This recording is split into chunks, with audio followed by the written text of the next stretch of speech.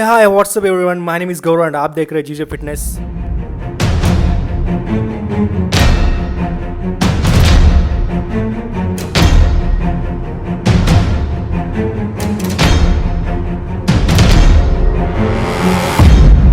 तो last week video हमने किया था जिसमें हमने बोला था कि साइकिल डिज़ाइन कैसे करते हैं। साइकिल डिज़ाइन के टाइम पे हमें किस पॉइंट का ख्याल रखना पड़ता है कि हमें आगे जाके साइड इफेक्ट ना हो उन सब बातों के। और उसमें मैंने प्रिकॉशंस आपको नहीं बताए थे बिकॉज वीडियो बहुत लंबी हो जाती थी। तो इस कारण इस वीडियो में हम आज उसी टॉपिक के ऊपर बात करेंगे कि साइकिल के बीच में हम लोग क्या प्रिकॉशंस ले सकते हैं, कौन सी टाइप के ऐसी मेडिसिन है जो साइकिल चालू रहते हैं हम लोग अगर लेंगे तो हमें थोड़े पर साइड इफेक्ट कम देखने मिलेंगे हमारी बॉडी के ऊपर।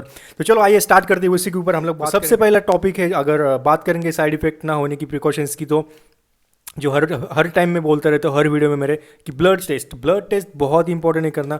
ब्लड टेस्ट के वे से ही आपको पता चलता है कि आपके बॉडी के ऑर्गन्स कितने अच्छे से फंक्शन कर रहे हैं। और ब्लड टेस्ट बीच साइकिल के पहले तो करनी है आपको, लेकिन ड्यूरिंग द साइकिल भी करना है और साइकिल फिनिश होने के बाद भी करना है। ये बातों का ख्याल हमेशा रखो। ओके, तो दूसरे पॉइंट पे अगर हम लोग चलते हैं तो आपका वाटर इनटेक बहुत ज़्यादा इंपॉर्टेंट रोल प्ले करता है आपके फंक्शन के लिए। किडनी के water intake during the cycle आपका 5 से लेकर 6 लीटर तक कंपलसरी चाहिए ही चाहिए। बिकॉज आपकी किडनी का अगर फंक्शन, किडनी को प्रेशर ना आए तो आपको वाटर इनटेक करना बहुत ज़रूरी है उस टाइम पे। ओके, तो इस बात का ध्यान रखो। तीसरे पॉइंट पे हम लोग चलते हैं। हमारा सबसे इंपॉर्टेंट पॉइंट है, जो भी आप स्टेरॉइड ले रहे हो, जिस किसी से भी साइकिल आप ले रहे हो, तो ट्राई करो उसमें इंजेक्टेबल के डोज ज़्यादा रखो। ओरल स्टेरॉइड जितने में आप मिनिमम कर सकते हो उसकी क्वांटिटी ओरल की जितनी कम कर सकते हो उतनी कम करने की कोशिश करो। बिकॉज ओरल स्टेरॉइड आपके लीवर के लिए बहुत ज़्यादा हार्मफुल होते हैं।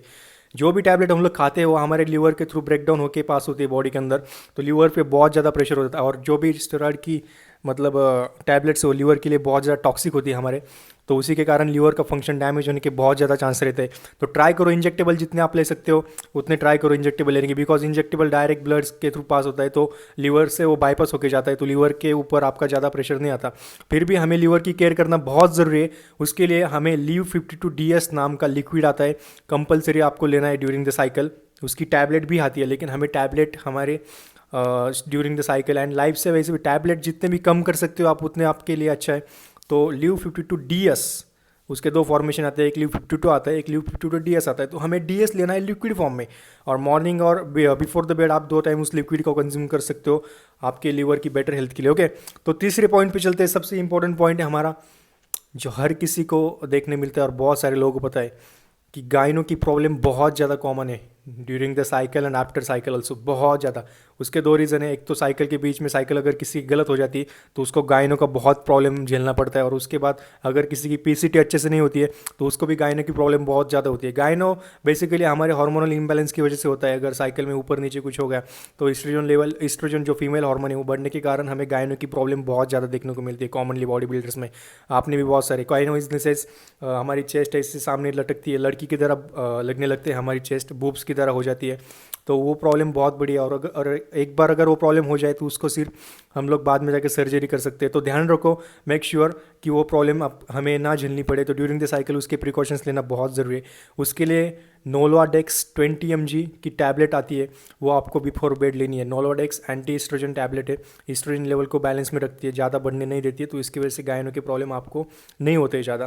तो नोलोडेक्स 20, नोलोडेक्स PCT में भी यूज़ करते हैं बिकॉज ऑफ दिस रीज़न।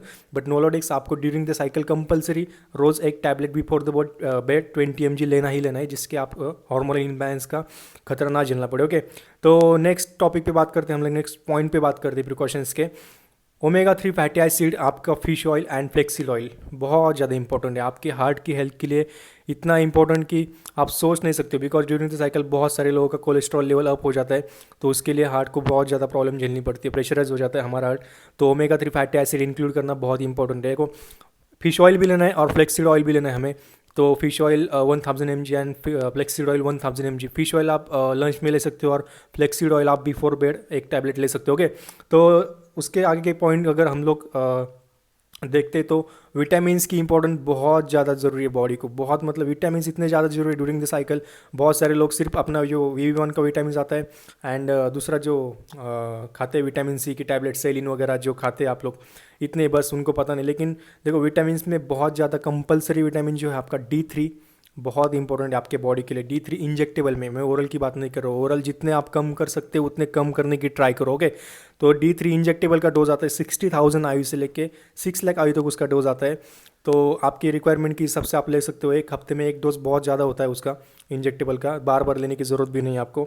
उसके बाद आपका विटामिन C एंड B12 का इंजेक्टेबल कॉम्बिनेशन आता है, तो उसका भी एक डोज आपको हफ्ते में लेना बहुत इंपॉर्टेंट है। इंजेक्टेबल की बात कर रहा हूँ मैं, अगेन ओरल हमें नहीं लेना है। Vitamin C and vitamin B12 का इंजेक्टेबल डोज, ओके।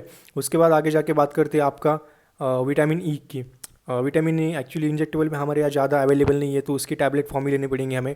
तो 400 mg हमें डेली एक टैबलेट लेनी है उसकी, एंड उसमें 3 फॉर्मेशन है, 200 mg है, 400 एंड 600, लेकिन 400 mg quantity is the best. So आपको 400 mg डेली एक टैबलेट लेनी है, ओके। अगली बात करते हैं अगर साइड इफ़ेक्ट और प्रिकॉशंस की, तो बहुत इंपॉर्टेंट है इंजेक्टेबल आपको कैसे करें।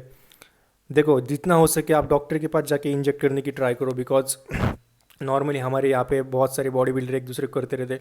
जिनको ज़्यादा एक्सपीरियंस है उनकी बात ठीक है, लेकिन बहुत सारे जगह पे गलती हो जाती है और हमें लाइक पर्स हो जाता है हमारे ग्लूट्स में एंड गांठें आ जाती है, बहुत सारे प्रॉब्लम्स हमें झेलने पड़ते हैं।